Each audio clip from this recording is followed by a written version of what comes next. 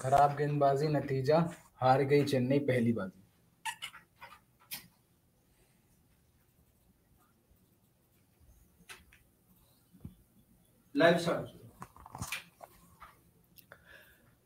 दोस्तों, खराब गेंदबाजी, नतीजा रहा हार गई चेन्नई की बाजी। पहली बाजी चेन्नई यहां पर हार चुकी है, यानी कि आईपीएल 2023 का पहला मुकाबला चेन्नई और गुजरात टाइटंस के बीच, और गुजरात टाइटंस ने पहला मुकाबला 5 विकेटों से यहां पर जीत लिया।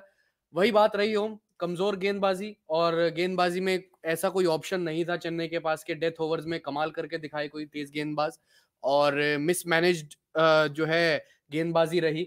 धोनी की कप्तानी से मैं मिसमैनेज को रिलेट नहीं कर रहा हूं, लेकिन जो गेंदबाज इंडिविजुअल जैसे कि तुषार देशपांडे, देखिए 15 की इकोनॉमी, 3.2 ओवर्स में 51 रन दे देना, साथ में दीपक चहर का जो मुझे एक चीज लगी कि दीपक चहर से 3 ओवर पावर प्ले में कराने चाहिए थे, और जो एंड का रहा, जो उनका सफर रहा डेथ ओवर बॉलिंग का, वो अच्छा खासा नहीं रहा, और मुझे लगता है राशिद खान से थोड़ा सा खींचकर गेंदबाजी रखनी चाहिए थी दीपक को। बिल्कुल खींच के गेंदबाजी रखनी चाहिए थी, और ये थोड़े हमारे जो निराश चेहरे हैं, जितने हम मैच से पहले एक्साइटेड थे, वो बिल्कुल एक्साइटमेंट जो है खत्म हो चुकी है, और कहीं ना कहीं उम्मीद कर रहे थे कि रिजल्ट्स थोड़े से ना अब चेन्नई की तरफ आएंगे, लेकिन जो 3-0 यहाँ पर गुजरात ने लीड बना ली है चेन्नई के ऊपर से। पहला जो पिछला सीजन था, वहां पर 2 मुकाबले आपस में हुए थे, इन दोनों मुकाबलों में गुजरात ने बाजी मारी थी, और जब आईपीएल 2023 का पहला मुकाबला चेन्नई सुपर किंग्स और गुजरात टाइटंस का हुआ, तो लग रहा था एटलीस्ट जब तक पहले बल्लेबाजी, तब तक तो लग रहा था कि शायद हो सकता है कि हम बाजी मार रहे, लेकिन जब दूसरी पारी जब स्टार्ट हुई, तो गिल के इरादे कुछ और थे, और क्या कहूं कि गिल की शानदार पारी, और नतीजा हम हार गए। चेन्नई सुपर किंग्स यहाँ पर हार चुकी है 5 विकेट। और खराब गेंदबाजी, जैसे कि अभी ऋतिक ने बताया कि कैसे मिसमैनेजमेंट हुआ था गेंदबाजों का, और देखिए यहाँ पर धोनी भी लाचार थे, उनके पास गेंदबाजी के ऑप्शंस थे ही नहीं। उनके पास तुषार देशपांडे थे, जिनकी आपने इकोनॉमी बताई 15 की इकोनॉमी, और उससे पहले भी जो उनके स्टैट्स से स्टार्ट होने से पहले वो 11 की इकोनॉमी के थे, कि आप 4 मैच खेले थे इन्होंने जिसके अंदर 11 की इकोनॉमी थी। और इस मैच में भी जो एक चीज कंसिस्टेंट थी, वो थी इनकी हाफ पिच, शॉर्ट पिच गेंदबाजी। लगातार जो है बस एक ही इनका टारगेट था कि मैं तेज गेंदबाजी करूंगा, इसके चलते अब तेज गेंदबाजी करते करते करते करते क्या कुछ परिणाम हुआ हम सब ने देख लिया, कि कैसे जो पहली बाजी है, इंपॉर्टेंट जो पहला मैच होना था, वहां पर चेन्नई को हार का सामना पड़ा। बिल्कुल, चलिए हमारे साथ दिव्यांशु भी जुड़ गए हैं, और वो भी बताएंगे चेन्नई के हार के कारण कुछ। दिव्यांशु, आपको क्या लगता है? दिव्यांशु, कितने एक्साइटेड है आप? ये राशिद खान, राहुल तेवतिया, ये बार बार क्यों अड़ते हैं? सीएसके को क्यों अड़ते हैं? पिछली बार भी यही हुआ, ये लोग आखिर में मैच लेकर गए, आज भी यही हुआ। हमेशा मतलब गुरु और चेले में आजकल चेला भारी पड़ रहा है, क्या हो रहा है? मतलब ये वो दौर चला गया क्या, वो जो द्रोणाचार्य वाला दौर था, अभिमन्यु वाला दौर था?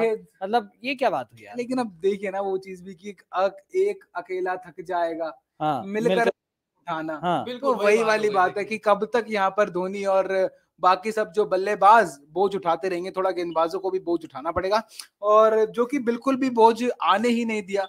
एक तरफ जब गिल बल्लेबाजी कर रहे थे, तो लग रहा था कि काफी आसान हो जाएगा रनचेज, और कम से कम एक ओवर पहले यहाँ पर गुजरात जीत जाएगी। लेकिन तुषार देशपांडे थोड़ा सा, मैं एक फ्लूक विकेट ही थी वो गेंद इतनी कुछ खास थी भी नहीं कि यहाँ पे विकेट टेकिंग कोई गेंद हो वो, और वहां पर उस गेंद ने गिल की विकेट दी, जो थोड़ा सा मैच में कमबैक कर पाई Chennai super Kings.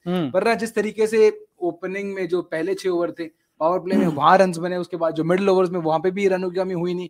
Jadeja 1 wicket लगाने में कामयाब रहे, वो उसकी हार्दिक पांड्या की कप्तान यहाँ पे गलत लाइन खेल बैठे हार्दिक पांड्या। लेकिन फिर भी ना, आप एक चीज नोटिस करिए, कहीं पे भी ना भले ही विकेट्स गिरी, लेकिन रनों का जो सिलसिला था ना, रनों का बनने का, वो कहीं पे कम नहीं हुआ। एक दो ओवर की अगर मैं बात करूं, जहां पर दीपक चहर जब अपना डिसाइडिंग ओवर डालने आए थे, उससे पहले हंगरेकर अच्छी गेंदबाजी कर रहे थे, हंगरेकर ने पकड़ बनाई थी, कहीं ना कहीं बल्लेबाजों पे रोक लगाने में वो कामयाब रहे थे। लेकिन फिर दीपक चहर, जो कि स्लॉग ओवर्स में ज्यादा गेंदबाजी करते नहीं है, स्ट्रगल करते हैं। और खैर, अब धोनी की भी क्या करें कि धोनी के पास ऑप्शन नहीं था, तो चहर ही एकमात्र विकल्प थे उनके पास, जो कि एंड में देखिए एक सीनियर गेंदबाज आप ही बचेंगे। अब तुषार देशपांडे, हंगरेकर के भरोसे तो हम नहीं छोड़ सकते कि पूरी स्लॉग ओवर्स की जिम्मेदारी इन 2 गेंदबाजों के कंधों पे है। इसके चलते कि एमएस धोनी ने 1 ओवर या 2 ओवर रोके दीपक चहर के, और दीपक चहर की जिनकी स्ट्रेंथ है भी नहीं स्लॉग ओवर में गेंदबाजी करना, वो पूरे एक्सपोज पे। और पहली गेंद ही थी राशिद खान की, जो रेडार में डाल दी थी उन्होंने। और राशिद खान जो कि फेमस है अपने स्नेक शॉट के लिए, लैप के लिए, माफ कीजिएगा, वो जो एक बोलते हैं ना कि लप्पा मारना, तो वो लप्पा मारना, मिनी हेलीकॉप्टर, स्नेक शॉट, मतलब भी जो अपने पिटारे में ऐसा हाँ, एक वो बना के वो वाले शॉट के लिए फेमस है कि इनके कनेक्ट होते तो बहुत शानदार कनेक्ट होते हैं, तो वही कनेक्ट करने में कामयाब रहे। और फिर जो दूसरी गेंद डाली वो पीछे थर्ड मैन की तरफ से चली गई और स्लैश अच्छा किया, तो उन्होंने काफी हार्ड स्लैश किया था, इसके चलते कोई चांस ही नहीं था। और उससे एक गेंद पहले भी जहां पर धोनी लगभग मैं कहूंगा कि बाहर होते होते रह गए थे, वो डाउन द लेग जो एकदम पैड पे बॉल डाली थी हांगरेकर ने, फ्लिक करने गए थे, पैड पे लग के वो फिर चौका चला गया था। तो कहीं ना कहीं वो जो 3 गेंद पे 14 रन पड़े वो बहुत भारी पड़े यहाँ पर चेन्नई सुपर किंग्स को, और वो 3 गेंद ही काफी हद तक डिसाइडिंग। हाँ बिल्कुल, क्योंकि देखिए एक तरीके से बीच उन 3 गेंद से पहले, दीपक चहर के ओवर से पहले देखिए मैच फंसा हुआ लग रहा था और ऑलमोस्ट फंस भी गया था। फिर उसके बाद देखिए फिर 6-4-4 वही जैसे कि अभी ओम ने बताया वही चीज हुई और जो है मुकाबला गुजरात टाइटंस की तरफ जो है रुख बदल लिया, मुकाबला चला गया। एक तो गुजरात टाइटंस की बैटिंग में डेप्थ है अच्छी खासी, राहुल तेवतिया एंड में थे, राशिद खान थे, खैर डेप्थ तो बहुत ज्यादा चेन्नई की बैटिंग में भी है। और एमएस धोनी इसलिए ही उन्होंने कहा था टॉस के वक्त भी कि हम भी गेंदबाजी करना चाहते हैं, और इसी वजह से कहा था क्योंकि गेंदबाजी कमजोर है और बल्लेबाजी में डेप्थ है। इस वजह से अगर वो सीएसके टॉस जीतती, खैर टॉस तो किसी के हाथ में नहीं होता, एक्सटर्नल फैक्टर है, टॉस अगर चेन्नई सुपर किंग्स जीतती तो वो भी पहले गेंदबाजी का फैसला करते, क्योंकि सेकंड इनिंग्स में जो है चेस करते तो फिर बल्लेबाजी में डेप्थ और आराम से चेस हो जाता टोटल पर। लेकिन और भी चीजें हैं, जैसे कि अगर आप बात करें बल्लेबाजी में दोनों टीम में एक सिमिलैरिटी थी कि देखिए एक तरफ से ऋतुराज गायकवाड़ ने रिस्पॉन्सिबिलिटी उठाई ओपनिंग में, दूसरी तरफ शुभमन गिल ने रिस्पॉन्सिबिलिटी उठाई। खैर देखिए बहुत बड़ा थ्रेट है शुभमन गिल इस आईपीएल 2023 में सभी टीम्स के लिए, और इंडियन टीम के लिए उतना ही पॉजिटिव साइन है कि हमारे पास शुभमन गिल जैसा टैलेंटेड बल्लेबाज है और हर एक सिचुएशन में रन कर रहा है। और जिस तरीके से इस खिलाड़ी ने रन किया ना वो बहुत इंप्रेसिव है, चाहे वो स्पिन हो चाहे वो फास्ट बॉलर हो, दोनों के अगेंस्ट शानदार बल्लेबाजी की है। तो शुभमन गिल तो टॉप कंटेंडर है ऑरेंज कैप के लिए, और कहीं ना कहीं ऋतुराज गायकवाड़ के ऊपर काफी भारी पड़ गई इनकी पारी, क्योंकि देखिए एंड तक गए ऋतुराज गायकवाड़ थोड़ा सा पहले आउट हो गए, 3 छक्के 63 छक्के।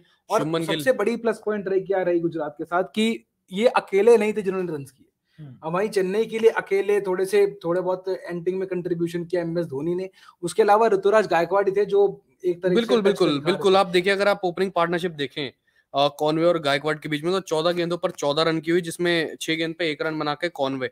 और अगर आप दूसरी तरफ आप गुजरात टाइटंस की देखें पार्टनरशिप पहली विकेट की, तो 24 गेंदों पर 37 रन, यही कुछ 10-15 रन जो ऐड हो जाते हैं ये आपके टोटल्स में डिफरेंस जो है लेकर आते हैं। साथ ही साथ डिफरेंस तो लेकर आते हैं, पर आपके जो जब स्पेशली जब टीम्स चेस कर रही हो तो और जो टीम गेंदबाजी कर रही होती है उस वक्त पे उन पर जो है एक्स्ट्रा प्रेशर आता है इस चीज का कि आपके शुरुआत में जितनी पार्टनरशिप बन रही है और एडिड रन्स जो हैं आपके सिंगल डबल्स या मिसफील्ड के, वो प्रेशर डालती हैं कहीं ना कहीं, चाहे कोई माने या ना माने। नहीं, और ऋतिक ये बात है ना, जैसे पिछली बार भी 2022 में गुजरात टाइटंस के साथ यही हुआ, हर मैच में एक नया मैच विनर और हर मैच में कोई ना कोई प्लेयर इतना कंट्रीब्यूट कर रहा था कि मैच जिता रहे थे। बिल्कुल सीएसके जैसे आज डिपेंड हो गई ऋतुराज की बैटिंग पर, अगर 92 नहीं बनते तो आज स्कोर क्या होता, क्योंकि पूरा मिडिल ऑर्डर ढेर हो गया, बेन स्टोक्स नहीं चले, जड्डू नहीं चले, मोइन अली कोई नहीं चला, दुबे नहीं चले, एमएस धोनी ने आखिरी फिनिशिंग टच दिया, बट वो उतना काफी नहीं था जितना पहुंचना चाहिए था, क्योंकि हम बोल रहे थे 170-180 तो मिनिमम है, और जैसी गुजरात की बल्लेबाजी 200